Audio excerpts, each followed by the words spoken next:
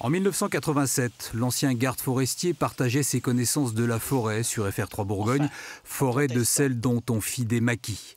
Ici, Georges Balliot s'arrête devant la fontaine de Jouvence, une eau dont on le soupçonne d'avoir bu quelques gorgées, à en juger par la condition physique et intellectuelle de l'homme, aujourd'hui centenaire.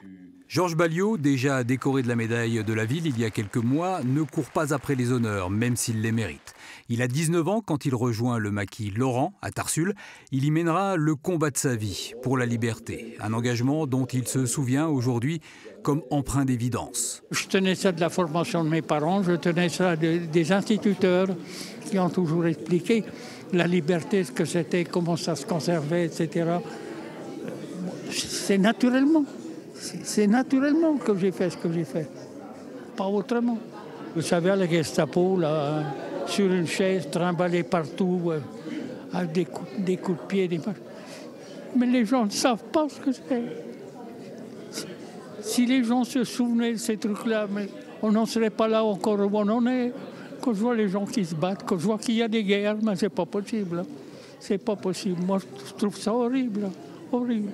Aujourd'hui, c'est sur les braises de cette mémoire qu'il faut continuer de souffler. Heureusement qu'on a encore des témoignages comme ces personnes-là qui aujourd'hui peuvent nous dire ce qu'elles ont vécu, pourquoi elles se sont mobilisées, pourquoi elles ont combattu pour la liberté finalement.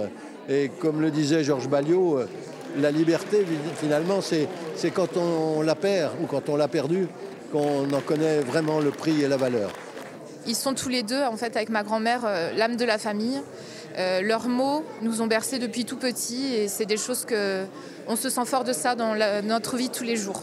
On a la chance qu'il ait beaucoup écrit et donc on a les récits détaillés de sa vie, de ses engagements tout au long de sa vie. Et c'est vrai que ça nous porte. Et chaque petit enfant et chaque arrière-petit-enfant pourra bénéficier de ces mots puisqu'il les a couchés sur le papier pour nous.